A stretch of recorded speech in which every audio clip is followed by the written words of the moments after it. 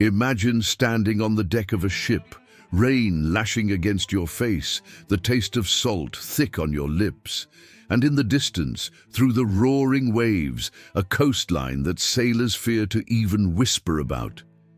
They call it the Cove of Lamentations, a place where compasses spin uselessly, where voices rise from the water, and where many pirate stories end in silence.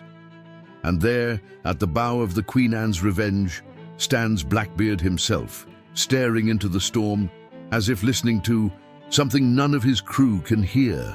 Tonight's story is not just about treasure or battle cries, it's about fear that creeps below the surface, guilt that won't let go, and the heavy price of betrayal at sea. This is one of those dark confessions, pulled from the pages of the pirate's diary, a place where the line between man and myth is washed away with every crashing wave. Legends aren't just told, they're passed from sailor to sailor. If you crave the untold tales of the sea, loyalty, loss, and vengeance, subscribe to the channel and claim your place in our crew. The night had swallowed the horizon, leaving nothing but shifting shadows and the angry voice of the sea. Blackbeard stood at the bow, drenched to the bone, eyes fixed on the jagged cliffs that loomed over the cove like silent executioners. Lightning carved the sky, revealing the twisted silhouette of the rocks, and something else, something moving. A scream tore through the rain. It was Jonas, the youngest of the crew, barely more than a boy. His voice cracked with fear as he pointed toward the shoreline. Through the curtain of salt and storm, a figure stumbled out from the darkness. A woman, dragging herself from the surf, her steps slow, uneven, as if each movement cost her more than she had left to give. Her dress hung in wet, colorless strips against her battered skin. Long black hair clung to her shoulders like a funeral veil. Blood mixed with the seawater at her feet, flowing from a deep gash at her side. For a moment, she seemed less human, more like something the ocean had decided to spit back, unfinished, unwanted. Some of the crew took a step back. Old fears stirred in their eyes. Whispers broke the air, words like curse, ghost, omen. These men had sailed through storms, fought ships twice their size, but what stood trembling on those rocks now rattled something deeper. The kind of fear that lived in their bones long before they'd ever held a cutlass. Blackbeard didn't flinch. His stare locked on her, cold, unreadable, like he'd seen something like this before and knew exactly what it meant. His voice came low, steady, like thunder waiting for release. "Bring her aboard," he said, almost a growl. Then, after a pause, something sharper, something that froze the blood in every man nearby. "Or I'll do it myself." The threat lingered, heavy, undeniable. No one argued. Two sailors scrambled to lower the small boat, hands shaking more from the weight of his words than from the storm itself. They rode through the chaos, waves rising like fists, as if the sea itself wanted to pull her back, to keep its secret from reaching their deck. By the time they dragged her aboard, she had stopped fighting. Her eyes half closed, lips pale, breath shallow. They laid her down on a pile of wet ropes near the mainmast, as far from the captain's quarters as they dared. No one wanted to touch her. No one wanted to stay near. Yet Blackbeard, still at the bow, kept watching. Not her body, not her wound, but the horizon, like he already knew that whatever followed her from that cursed shore hadn't finished its journey yet. Blackbeard stood near the mainmast, arms crossed, eyes narrowed as Mara, the ship's healer, a freed woman who carried more scars than stories, knelt beside the stranger. The dim lantern light flickered with every gust of wind, casting trembling shadows across the deck. Mara worked in silence, pouring rum over the deep wound at the woman's side. The liquid burned the open flesh, mixing with blood, turning the planks beneath her a dark, sticky red. The woman never stirred. Her skin burned with fever, her lips cracked and colorless, like sun-bleached coral left to rot on the shore. No one dared ask her name. Not a single sailor wanted to know. At sea, knowledge was as dangerous as a loaded pistol and twice as likely to get you killed. The crew kept their distance, eyes lowered, voices low but spreading fast, like rot in damp wood. They whispered of curses, of dead women walking, of old debts the sea never forgets. Superstition had no place in a captain's log. But here, on this ship, with the storm still growling and the scent of iron thick in the air, it felt as real as the ropes in their hands. The whispers grew louder, bolder, until Blackbeard's voice cut through the noise like a blade through canvas. If any man so much as lays a finger on her without my word, his gaze swept across them, cold and final, you'll find yourself at the bottom of the sea with stones tied to your feet. The deck fell silent. Even the wind seemed to hesitate, and for a long, uneasy moment, all that remained was the sound of Mara's hands, wringing blood from dirty rags, and the faint, ragged breathing of the woman the sea had refused to keep. That night, as the Queen Anne's Revenge rocked like a coffin adrift on restless waters, Blackbeard drifted into a sleep heavy with salt and shadows. The air in his cabin hung thick, like the breath of something unseen, pressing against the walls. In the dream, he saw his brother, standing there at the foot of his bed, dripping wet, skin turned a pale, bruised blue, eyes wide and empty, throat sliced from ear to ear, just as Blackbeard had last seen him years ago, back in Nassau, when loyalty cracked and spilled like cheap rum on dirty floors. The figure didn't move at first. It only stared, as if waiting for Blackbeard to speak, to confess something he never had the courage to say. Then the voice came, a whisper, cold and close, like it had traveled from the ocean floor. "A life doesn't redeem another," the ghost said, slow and bitter, "but sometimes it's enough to damn it." The words sank deep, like stones in his chest. Blackbeard jolted awake, lungs burning, throat dry as driftwood. His hand moved by instinct, gripping the dagger beneath his pillow before his eyes fully opened. For a breathless moment, he scanned the dark cabin, ready for anything. Ready for nothing. The only thing that met his stare was her. The woman still lying there, barely breathing, her dark hair spread across the wooden floor like tangled seaweed, as if the sea hadn't quite let her go. Outside, the ship groaned under the weight of wind and wave, and somewhere in the back of Blackbeard's mind, the dead kept whispering. By the first pale light of dawn, when the sea settled just enough to remember it had a horizon, the woman opened her eyes. Dark, still, unreadable, like the gaze of something hunted for too long, something that had learned not to flinch even when the knife was already at its throat. Her breath trembled, dry and shallow, but her voice, when it finally came, was steady enough to leave a mark. Izel. Just that. Nothing more. She didn't ask where she was. She didn't ask who they were. No questions, no pleas, only that single word, dropped like an anchor into deep waters where no one dared to follow. Blackbeard stood nearby, arms crossed, face hard as driftwood left too long in the sun. He didn't speak. He didn't move. But behind those cold eyes, something shifted. It wasn't the first time he'd pulled a broken soul from the edge of death, nor the first time he'd wondered if he should have left them there. The sea had its reasons. It chose who stayed and who sank. But Izel, there was something different about her. A weight in the way she breathed, like she was already carrying more ghosts than anyone life should hold. Strength. Yes, but not the loud kind that comes with shouts and steel. This was quieter, heavier, like resignation, like someone who knew hope was just another story sailors told themselves when the sky was clear. Blackbeard kept watching, as if waiting for something she hadn't said yet. and Isel, without looking at him, closed her eyes again, like she was bracing for the next storm, the one she knew would come, because with men like him and ships like this, it always did.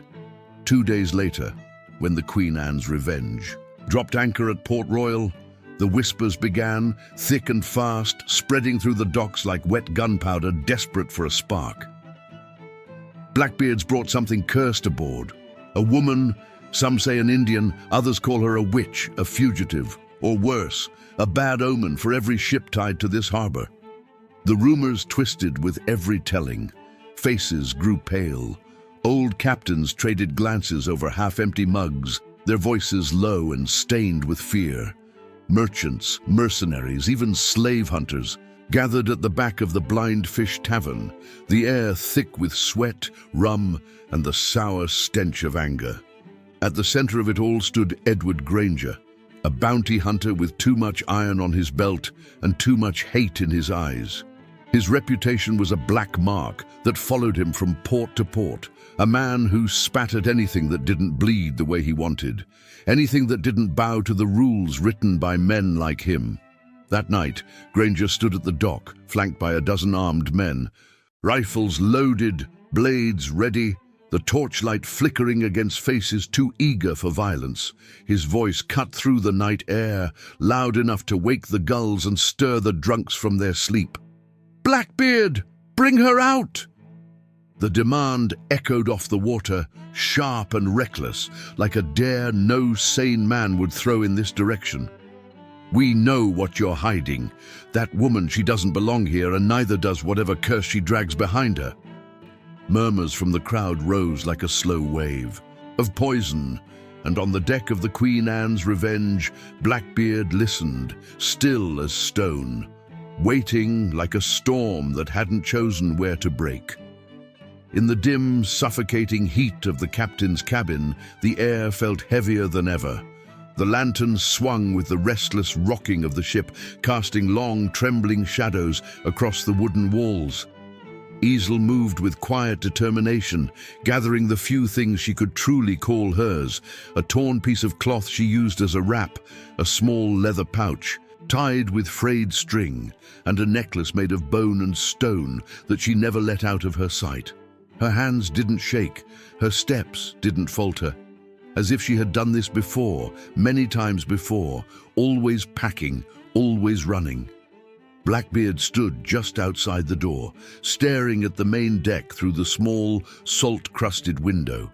He could already hear the shouts from the harbor, Granger's men growing restless, louder with each passing minute. The scent of cheap rum and wet gunpowder drifted in from the docks like a warning that wouldn't wait much longer. When he turned back, she was already at the ladder, one foot placed firmly on the first step, ready to climb up and face whatever waited for her outside. Her resolve lit something sharp inside him. With 2 quick strides, he crossed the room and slammed the door shut with the flat of his hand, the echo shaking the walls. The vibration rattled loose dust from the ceiling and made the lantern flicker almost to black. "If you step off this ship," he said, voice low but burning with something dangerous, something final, "they'll cut you down before your feet even touch the sand." Isel didn't flinch. She turned to face him, her chin lifted high, her eyes dark with a defiance that seemed carved into her bones. "I don't want your men to die for me." The words weren't shouted, but they hit him harder than cannon fire. For a brief second, Blackbeard just stood there, studying her, as if weighing something far heavier than her life, or his, or the fate of the crew. The ship creaked beneath them, the sounds of the angry mob outside bleeding through the wood like the voice of the sea itself, hungry and impatient. Without breaking her stare, she clutched the necklace at her throat, fingers tightening around it like it was the only anchor she had left. Blackbeard's jaw tensed, his fists curled at his sides. Then, with a slow, deliberate step, he closed the distance between them and leaned in just enough for his words to land, like stone. "Then stay and let me deal with the damned." Before she could answer, before another word could leave her mouth, he turned, grabbed his coat and hat and headed for the deck, where trouble waited, thick and eager, like smoke before a fire. The first shot cracked through the night air just before midnight. It wasn't a warning. It wasn't a threat. It was the start of something that had been building like a storm behind Blackbeard's eyes since the moment Granger had shouted his name.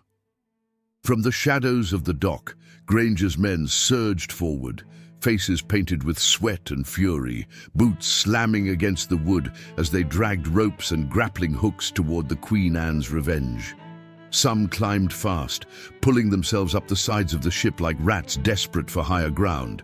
Others rushed the starboard ladder, blades drawn, voices full of hate. The air filled with the sharp smell of salt, wet iron, and the unmistakable bite of gunpowder. Blackbeard stood at the helm, a loaded musket gripped tight in one hand, his saber glinting cold and hungry in the other. His coat whipped behind him with every gust of sea wind, the tips scorched and frayed from battles most men wouldn't dare remember. Smoke from the first shot still lingered in the air when he pulled the trigger again, sending another bullet tearing into the night. The first to fall was a man with a red scarf, climbing the rigging, his body slamming hard against the hull before disappearing into the dark. Water below. Blackbeard didn't stop to watch him sink. "Hold the deck!" he shouted, voice rolling over the chaos like cannon fire. The crew obeyed, not out of loyalty, but out of fear of what would happen if they didn't. And somewhere above, near the upper deck, a new sound rose, sharp, unexpected.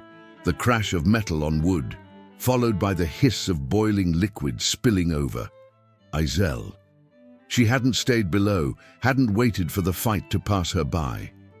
From the ship's galley she dragged iron pots, filled with hot, smoking oil, tossing them down over the invaders with steady, ruthless precision. The screams that followed cut through the air like fresh wounds.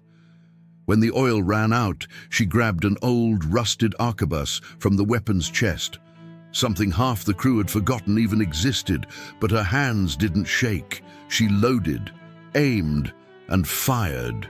The shot hit its mark, dropping one of Granger's men clean off the ladder, sending him tumbling backward into the sea. The crew froze for half a breath, staring at her, eyes wide with disbelief. No one expected that. And yet before anyone could say her name, before anyone could curse her for stepping into the fight, another gun fired, this time from Blackbeard himself. The musket kick slammed into his shoulder, but the shot went true, straight into Granger's chest. The bounty hunter staggered, wide-eyed, both hands clutching the spreading stain on his shirt. For a long, slow second, he stood there on the dock, swaying like a tree about to fall. Then he did. Face first, into the dirt. The dock fell silent. Only the sound of the sea and the distant rattle of spent powder remained. By dawn, the harbor lay in ruins, a graveyard of broken wood, torn canvas, and lifeless bodies drifting between shattered crates and coils of wet rope. The sea, restless and unrepentant, dragged the dead in slow, lazy circles, pulling them back, then pushing them toward the shore like forgotten offerings. The water near the dock had turned a deep, murky red, a veil of diluted blood spreading in long, swirling ribbons over the surface. The scent of wet gunpowder lingered in the air, mixing with the iron tang of loss. Gulls circled overhead, their cries sharp and hungry, as if they too sensed that this place had changed, that something here had shifted beneath the skin of the earth. Blackbeard stood at the edge of the pier, his coat torn, the once black fabric now dusted with salt, soot, and the shadow of things he'd done and couldn't undo. His face was streaked with sweat and ash, a thin cut running from his temple to his jaw, where a blade had come too close during the fight. Yet he stood steady, like a man carved from the ship's own timbers. Beside him, Iselle, silent, motionless, her hair still damp, streaks of dried blood clinging to her hands like faded ink on old maps. Neither spoke. There was no need. The truth sat heavy between them, as thick as the smoke still curling from the ruined cannons, as real as the bodies floating. Just beyond reach. This wasn't over, not by far. The Crown would hear of this. Merchants with coin and influence would send letters, and bounty hunters far worse than Granger would come sniffing around. Port Royal wouldn't forget what happened on this night. Neither would the crews in every harbor from Tortuga to Havana. Blackbeard had drawn a line, and now the world would come to cross it. But for this brief moment, beneath a sky shifting from bruised purple to faint blue, there was only the weight of shared survival, a quiet understanding, unspoken, but written in every scar, every glance, every shallow breath they took. They stood there, shoulder to shoulder, staring at the endless horizon. And somewhere deep inside them both, they knew the real storm was still coming. Before the sun climbed high enough to burn away the mist, Isel stood at the edge of the main deck, her fingers working with quiet focus, weaving something small, something meant to last longer than words. A thin braid of leather, threaded with tiny beads of bone and red coral, a talisman stitched together in the dark hours when sleep had refused to come. When she finally handed it to Blackbeard, she didn't offer an explanation. Her hands, usually steady, trembled just enough for him to notice. For a long breath, he only stared at it. Then, without a word, he tied it to his wrist. The leather pulled tight against skin already marked by too many battles, too many promises broken, too many ghosts still following. With a rough, tired laugh, more air than sound, he glanced at her, the shadow of a smile barely touching the corner of his mouth. "This," he said, lifting his wrist, letting the beads catch the first grey light of morning, "is this meant to protect me or warn me?" For a moment, Isel said nothing. Her eyes drifted to the horizon, to that endless stretch of blue and silence where men disappeared, where ships never returned, where stories like theirs sank beneath the waves without anyone left to remember. Her voice, when it finally came, was soft, steady, and heavier than the air around them. "That depends," she said, "on how many times you're willing to die for what you want to protect." Her words settled between them like salt on an open wound.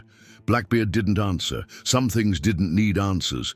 With a low, guttural shout, he turned toward the helm and gave the order that had become second nature but never lost its weight. "Raise anchor!" The chains groaned. The sails unfurled. The Queen Anne's Revenge pushed forward, cutting through the morning fog, disappearing slowly, swallowed by the sea like so many names before them. What happened in the days that followed, few dared to ask. Fewer still lived to tell. Some say Blackbeard wore that braid until the day he never came back. Others swear Isel was seen again, standing at distant shores, watching each ship that passed, as if waiting for one in particular to return. But the truth, the real truth, sank with them both, because in the end, this was never just about one night, one fight, or even one life. It was about scars that never faded, choices that couldn't be undone, and the price you pay when you tie your fate to the sea and to each other. Somewhere, out there, beneath miles of shifting water, the echoes of that promise still drift, tangled with salt and memory. Did you already know this forgotten part of the story? And if you had been on that ship, what would you have done? What other sea? Stories deserve to be told here, pulled from the depths, before time buries them for good. If this story touched you in any way, don't let it vanish like so many other names the sea has taken. Subscribe to the channel and turn on notifications to keep hearing what was never meant to be forgotten.